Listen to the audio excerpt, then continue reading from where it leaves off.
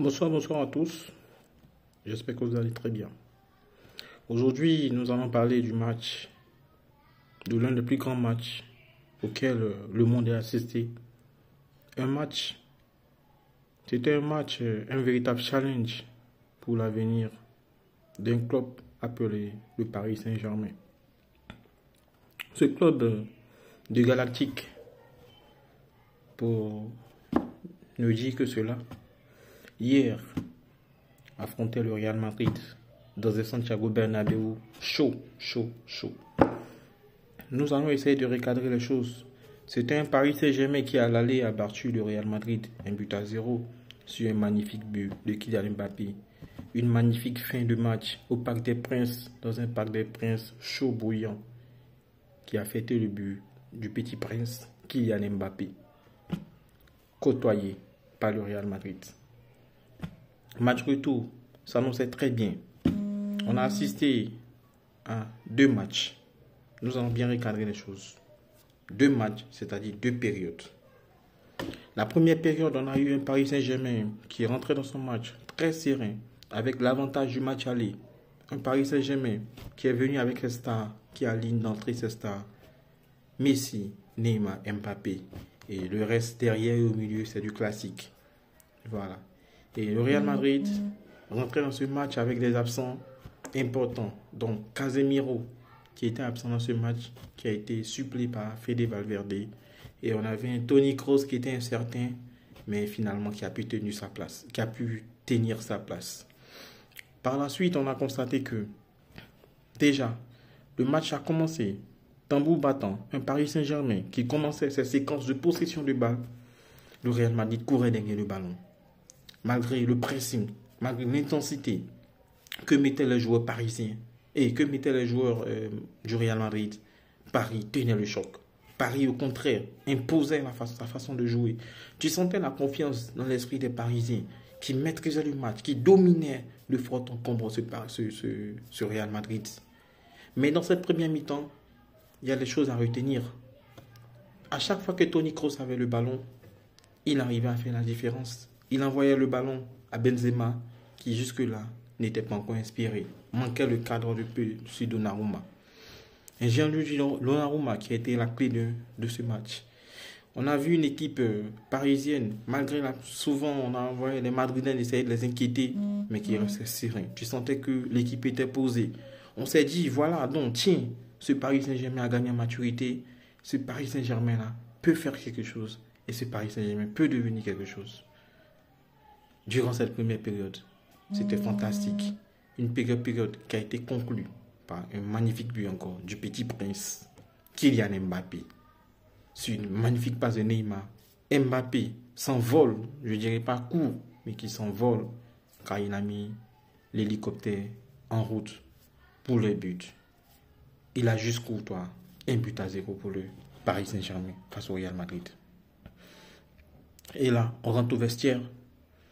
Tu sens Benzema qui dit là, qui encourage ses joueurs. Ancelotti encourage ses joueurs. Les Parisiens, eux, rentrent au vestiaire, ils sont sereins, ils rentrent au vestiaire. Parce que dans leur tête, ce qui se passe, ils mènent déjà 1-0. Ils ont gagné à l'aller, donc ça fait 2-0. Et dans le Santiago Bernabéu, je pense que on se dit tous que c'était fini. Le Real aujourd'hui allait tomber encore. Et Santiago Bernabéu était devenu calme. Mais bizarrement, dès le retour de la seconde période, on avait une équipe de Paris Saint-Germain qui avait moins de maîtrise dans le jeu et un Real Madrid qui essayait de mettre une pression, mais malgré tout, ça n'arrivait pas. Ça ne venait pas. Qu'est-ce qui allait se passer? Dès lors, on se pose la question, vu la tenue de ce match, qu'est-ce qui peut arriver? Qu'est-ce qui peut arriver? On se disait non, rien ne peut arriver à ce Paris Saint-Germain-là. Parce que même quand ils ne sont pas bien, ils arrivent à maîtriser le match. Ils arrivent à avoir des séquences de possession de balle pour essayer de calmer l'adversaire qui est le Real Madrid. Le Real Madrid essayait de tout donner. Ça allait de tous les côtés. Asensio, Cavara, après Vinicius, Benzema, Toni Kroos. Et peu à peu, on a commencé à avoir un Modric qui a commencé à prendre le pas sur le milieu de terrain du Paris Saint-Germain. Et coup du sort, Kimpembe remet le ballon à Donnarumma sur une action où il n'y a aucun danger. Donnarumma garde le ballon, prend son temps. Il est pressé par Karim Benzema. Et dès lors, Donnarumma fait la faute. Lorsqu'il fait la faute, on se dit, mais qu'arrive à Gianluigi Donnarumma? Comment peut-il faire cette faute à cet instant du match? Et oui, c'est l'instant clé du match Real Madrid-Paris Saint-Germain. L'erreur qu'il fait, monumentale. Récupération de Vinicius. Contrôle le ballon. Qui attend? Benzema se replace. Il redonne à Benzema qui marque le but. Certains diront qu'il y a faute sur Gianluigi Donnarumma. Mais étant dans la psychologie du jeu, dans l'esprit du football, on ne peut pas siffler ce genre de faute. Benzema égalise. Dès lors, le Paris Saint-Germain n'a plus existé. Le Real Madrid, Carlo Ancelotti, alerté, il a vu ce qui est en train de se passer. Il sent qu'aujourd'hui, ce soir-là, c'est le soirée. Il peut faire le coup devant Santiago Bernabéu plein, n'a craqué. Il fait sortir rapidement Toni Kroos, il lance le jeune Camavinga. Il met Asensio dehors, il lance le jeune Rodrigo pour mettre un peu plus de pression, pour dynamiter l'offensive de cette équipe. Et le Real Madrid, on retrouve alors le Real Madrid, les grands jours. Un Real Madrid transcendé, un Real Madrid qui commence à mettre la pression sur son adversaire. Le PSG est totalement liquéfié. Messi, inexistant. Neymar n'est plus là. Il n'y a plus personne. La défense, c'est une défaillance collective totale. Un Modric qui porte le ballon, qui traverse le milieu du terrain Paris Saint-Germain comme du beurre et qui se retrouve, qui remet Benzema de la surface. Benzema, des grands soirs, qui met le doublé. Dès le coup d'envoi, tu sens une équipe du Paris Saint-Germain qui n'a même pas eu le temps de réagir. Faute dans la défense. Marquinhos essaie de faire une remise à Kimpembe. Benzema qui voit le ballon. Et le sens du but de buteur de Benzema lui permet de pouvoir mettre ce troisième but-là. À 3-1, c'est fini. À 3-1, les Qataris s'écroulent. Tout le Qatar s'écroule. Tout Paris Saint-Germain s'écroule. Mauricio Pochettino n'a pas de solution parce qu'il n'a pas de banc. Et Di Maria qui est vieillissant. Et Di Maria qui n'a plus sa force de la jeunesse. Et Jorginho Wijnaldum, depuis son arrivée, qui a été décevant. Pochettino, que faut-il faire? Il est obligé de réagir. Il fait ses changements, mais aucune plus-value.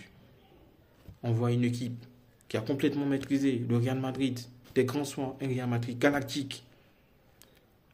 Je retiens une chose. Dans la vie, il ne faut jamais abandonner. Parce que le jour où tu crois que tout est perdu, il y a encore de l'espoir. Même un infime espoir, il faut toujours en profiter. Il faut savoir profiter des chances que la vie nous donne. C'est vraiment très important. Ne sois pas le PSG de ta famille. Ne sois pas le PSG de ta famille. Quoi qu'on dise, c'est vrai, on n'aime pas le Real Madrid, mais il faut apprécier l'expérience de cette équipe et le fait que cette équipe n'abandonne pas. D'année en année, tu as l'impression que l'équipe change, mais l'esprit reste le même. Le Real Madrid a renversé le Paris Saint-Germain hier, 3-1, a éliminé le Paris Saint-Germain. Encore une fois, c'est une défaillance collective et individuelle de ce Paris Saint-Germain qui tombe les armes à la main. Ne sois pas le PSG de ta famille. Je le répète, ne sois pas le PSG de ta famille. Au finish, bravo Real Madrid. Bravo Real Madrid qui a éliminé le Paris Saint-Germain. Avec un Benzema stratosphérique. Un Modric des grands jours. Un Modric ballon d'or. C'est lui qu'on a vu hier. Il a activé son mode ballon d'or, un Modric. Et des militaires en défense qui a tenu le choc avec un Alaba qui n'a cessé de monter et lui aussi qui a tenu le choc. Cavaral, c'est vrai qu'il était beaucoup en souffrance, mais hier, malgré la souffrance, il n'a pas rompu. Et Lucas Vazquez qui est rentré, qui a donné ce qu'il pouvait. Et Thibaut Courtois, la forteresse, Thibaut Courtois a soutenu le choc.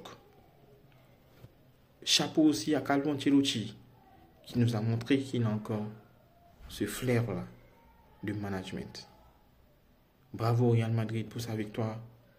Bravo au public de Santiago Bernabéu Et que du regret pour le Paris Saint-Germain Galactique. C'est tout un projet qatari qui s'effondre. Parce que c'est clair, ils vont perdre Mbappé. Il n'y a plus rien à dire. Mbappé va s'envoler vers le Real Madrid parce que s'il veut gagner les titres, il ne peut pas jouer dans une équipe comme ça au moral faible. Mais il doit aller dans une équipe qui a un gros moral. Un moral tambour battant comme celui du Real Madrid. Sur ce, je vous remercie. Ça a été un débrief à calme. Un débrief, disons pas à calme, au calme bien sûr. Un débrief à tête reposée pour essayer d'analyser chaque situation du jeu. Effectivement, je vous remercie. Prenez soin de vous. Bisous. Je vous aime.